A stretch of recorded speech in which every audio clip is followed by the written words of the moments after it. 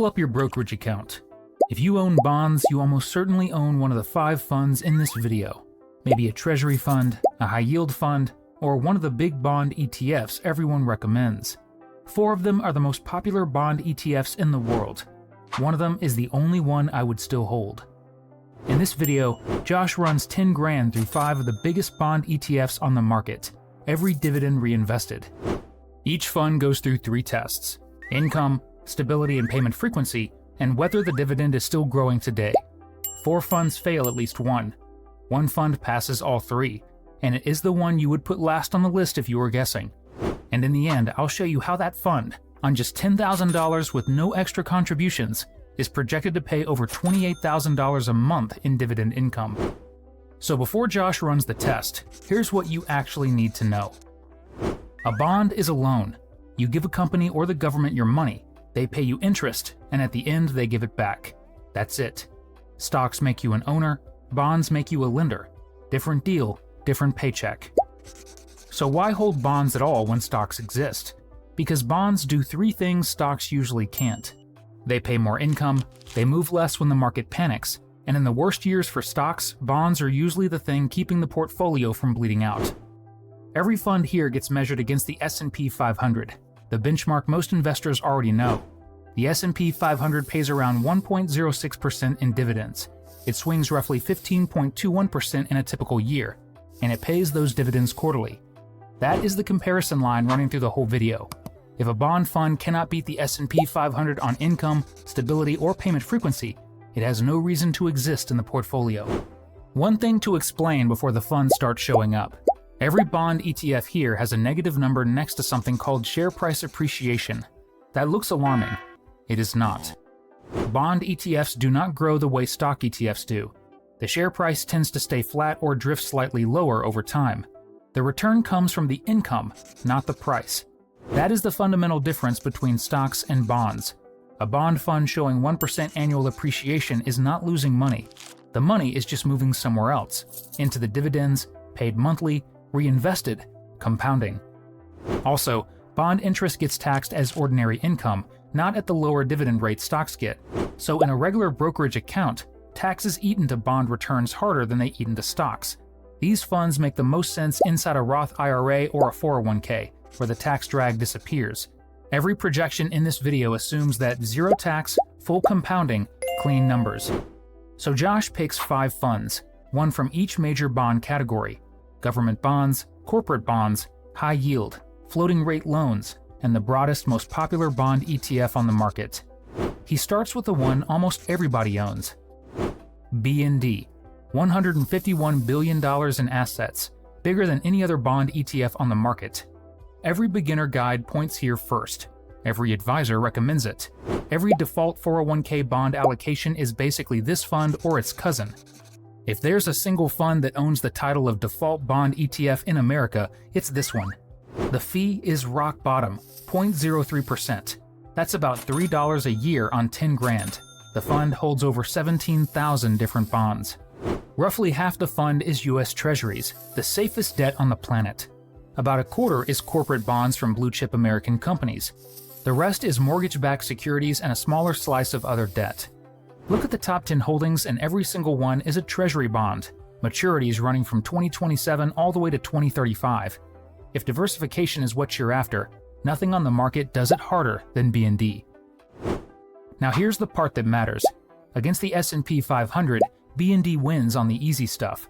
Yield is 3.9%, almost 4 times what the S&P pays. Volatility is way lower, and it pays you every month, not every quarter. The dividend has grown at about 3.65% a year over the past decade.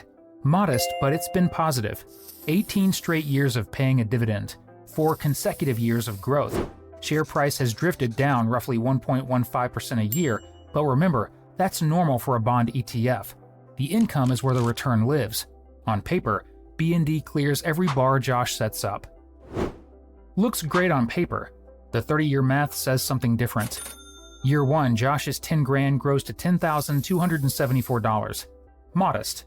Year 10, the account reaches $14,381. Less than $4,400 added in a full decade. Year 20, $27,282. and year 30 lands at $79,363, paying $883 a month in dividend income. $883 a month. After 30 years of compounding, the most popular bond ETF in the world pays you less than rent in some cities. It barely covers groceries. That's the income story of the fund every beginner guide tells you to buy first. Look, BND isn't a bad fund. It's cheap, it's diversified, and it's the safest recommendation anyone can make without getting into trouble. But safest to recommend and best to own aren't the same thing. BND is what people buy when they want to avoid being wrong. It's not what they buy when they want to be right. If the most popular bond ETF in the world finishes here, what does that say about the 4 funds Josh hasn't tested yet? But maybe the issue isn't popularity. Next up, the fund most people think is even safer. TLT is what people run to when they want absolute safety. It is backed by the full faith and credit of the United States government. 98.93% pure Treasury bonds, with maturity stretching from 2051 all the way to 2055. 30-year loans to the US government, give or take. On paper, the safest bond alive. $42.29 billion in assets, 0.15% expense ratio, still cheaper than the ETF median, but 5 times what the winner of this video charges. For a fund that holds nothing but Treasury bonds, that is a number worth remembering. TLT currently yields 4.48%, higher than BND. It has 23 consecutive years of dividend payments, which is the longest streak of any fund in this video. Its dividend has averaged 2.34% growth over the past decade, the lowest growth rate in the lineup, and the share price itself has averaged negative 4.05% per year in depreciation, the worst price erosion of any fund Josh is looking at. So, Treasury bonds have paid reliably, but the price has bled consistently, and the income has barely kept up with inflation. Before the projection runs, there's one concept Josh has to introduce, because it explains everything coming next. Duration. Every bond has a duration, basically a measure of how long until the bond pays back what it owes. The longer the duration, the more the bond's price moves when interest rates change. Think of it like a seesaw. One side is interest rates, the other side is bond prices. When rates go up, bond prices go down, and the longer the duration, the harder the seesaw tips. TLT holds bonds with durations pushing 30 years, so it tips hard.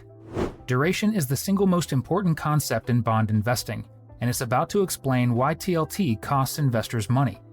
In 2022, interest rates went up. The S&P 500 dropped 18.11% that year, already a painful year for stocks. TLT dropped 31.23%. A fund backed by the United States government lost more than the stock market it was supposed to protect against. And over the past 10 years, TLT has had a total return of negative 13.29% even with dividends reinvested. A government bond fund, negative 10-year return, with dividends back in. That is duration at work. Rates went up, and TLT's 30-year bonds got crushed. And the 30-year projection reflects that drag. In year 1, 10 grand in TLT is projected to be worth $10,043, barely a movement. The 2.34% historical growth rate is the lowest of any fund in the lineup, which means the income compound is slow from the start. By year 10, the balance sits at $12,141, a total gain of $2,141 over a full decade. That works out to roughly $214 a year. A high-yield savings account does better than that. And only in the final decade does the compounding actually start to accelerate, carrying the account to $112,520 by year 30, paying $2,059 a month in income.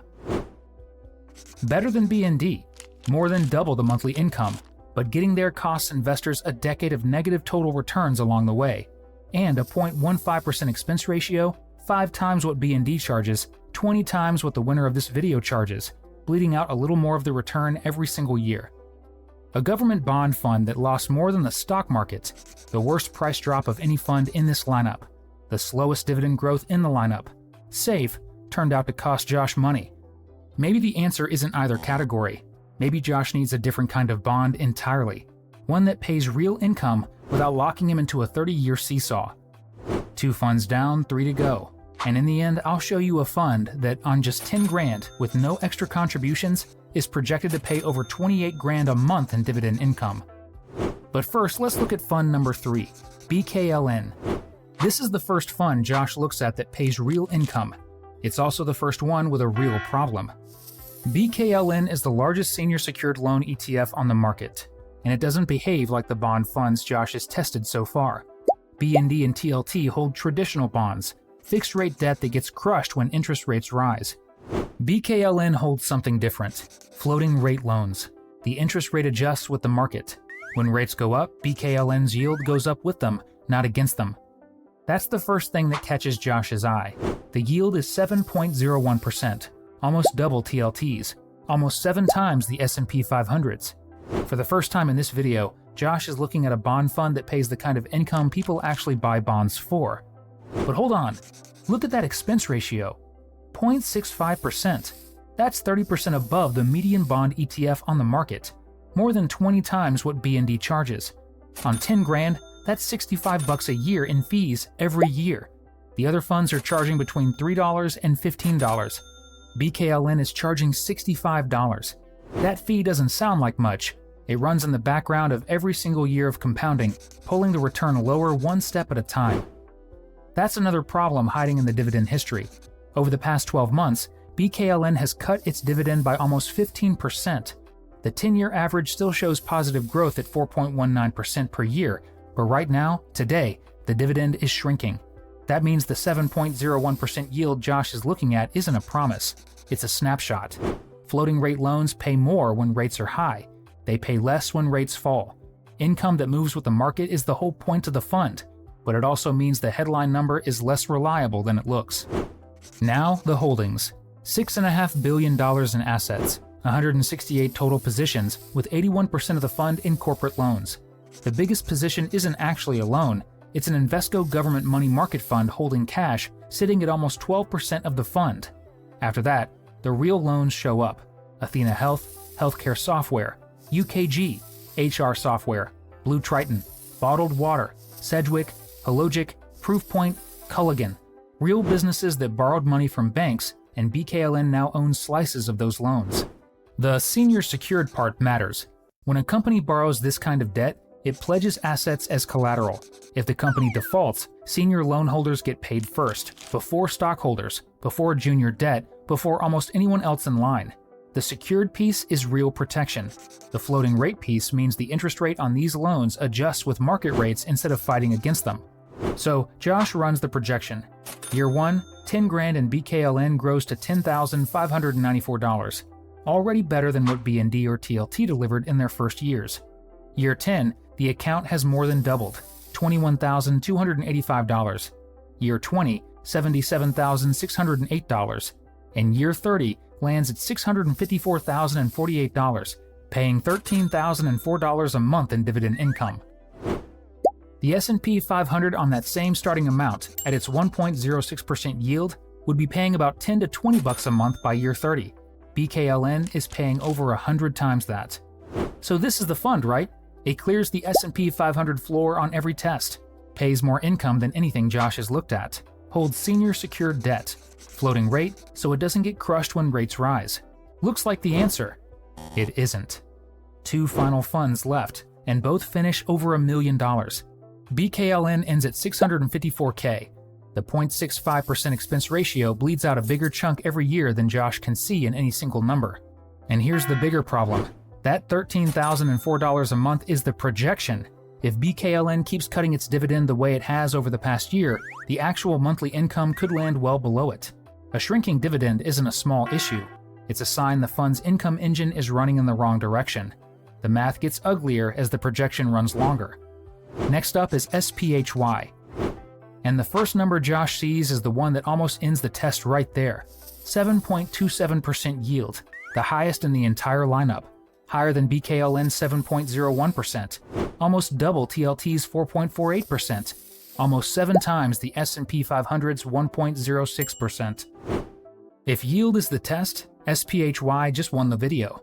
The fee fits the story too, 0.05%, 90% cheaper than the median bond ETF on the market. On 10 grand, that's $5 a year.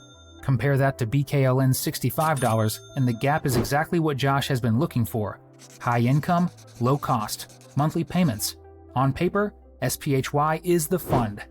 So, What's the catch? Look at the dividend track record. SPHY has paid a dividend for 13 straight years. Solid history. But over the past 12 months, the fund has cut that dividend by just over 5%. 0 consecutive years of dividend growth. The 10-year average comes out to 4.83%. But that number is hiding something. SPHY's dividend doesn't grow steadily. It moves up and down with credit conditions. When the economy is strong and companies are paying their debt, SPHY pays well. When credit gets stressed, SPHY pays less. The holdings explain the why. SPHY is 96.61% corporate debt, 1,917 different positions. But these aren't blue chip bonds. These are junk bonds, debt issued by companies with weaker credit ratings, paying higher interest because lenders demand more to take on the risk. Look at the names: EchoStar, Satellite Communications, Quikrete, Concrete and Building Materials, Cloud Software Group, the parent of Citrix, showing up twice in the top 10, Venture Global LNG, natural gas exporter, Dish Network. Real businesses, but businesses carrying junk credit ratings. Higher risk, higher pay.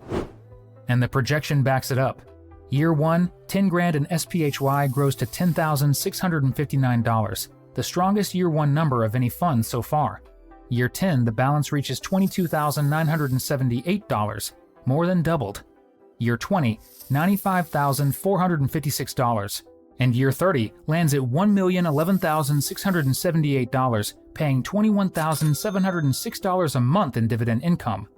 That's the first 7-figure ending in this video. $21,706 a month is a 6-figure annual income from a bond fund on 10 grand with no extra contributions. Josh is ready to hit buy. But there's one test left. The whole point of owning bonds is protection when stocks crash. If a bond fund collapses with the stock market, it isn't doing its job. So Josh runs the 2020 test, the fastest bear market entry in S&P 500 history. Stocks dropped 34% in 5 weeks. Here is what happened across the bond market during that crash. The S&P 500 lost roughly 34% peak to pit. The closest peer fund to SPHY, J&K, another major SPDR junk bond ETF, lost 10.2% during that same window. Junk bonds are corporate debt, and when companies get scared, their debt prices collapse right alongside their stock prices. That's the failure. The one job a bond fund is supposed to do: protect the portfolio when stocks fall. Junk bond funds couldn't do it. After eliminating 4 funds, the one left standing is VCSH. And on the surface, it looks like the weakest one, a 4.41% yield, when SPHY was just paying 7.27%, half the income at first glance. The viewer is skeptical. That is exactly the right place to be. Then the track record opens up. Over the past decade, VCSH has grown its dividend at 8.21% per year, nearly double SPHY's rate. But the most recent years tell a stronger story.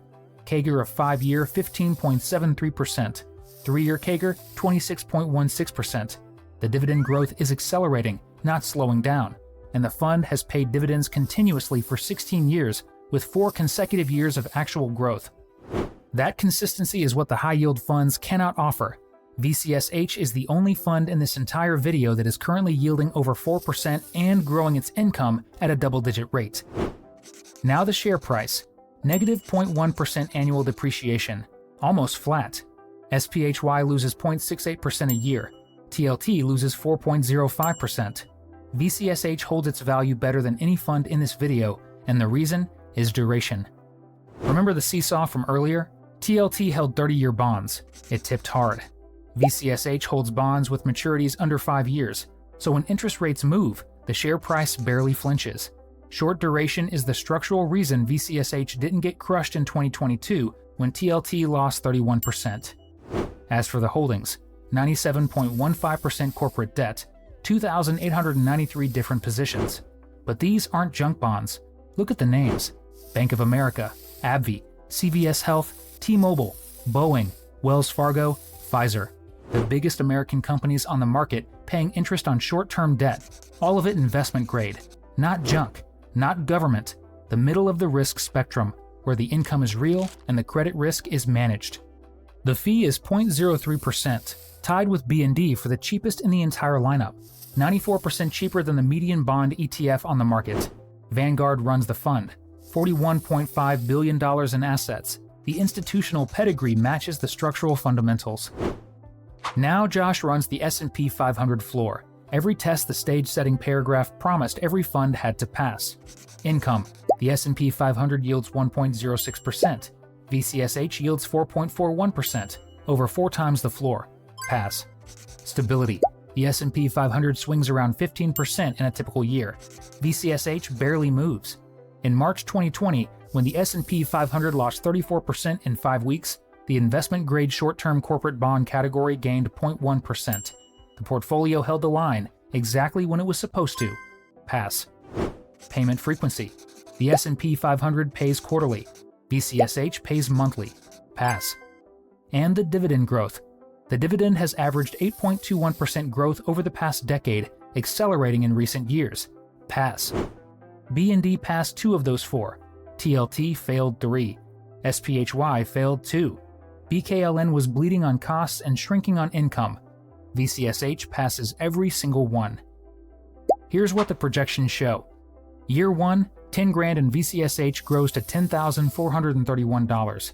Modest start. Year 10, the account reaches $18,549, almost doubled, while the 8.21% dividend growth rate compounds in the background. Year 20, $70,332, 7 times the starting amount. Then the final decade. VCSH goes from $70,332 at year 20 to $1,104,236 at year 30. Nearly all the growth, over $1 million of it, happens in the final 10 years. That's what compounding dividend growth at 8.21% looks like when it's been running for 2 decades. And the monthly income at year 30? $28,424. That's what the projections show, based on how VCSH has performed over the past decade. The actual number could land higher. It could land lower. Markets don't run in straight lines, and dividend growth rates shift with credit conditions, interest rates, and the broader economy. But that's the model running the math the same way every other fund got measured. Want to know the 5 stocks that could replace your 9 to 5? That video is on screen right now.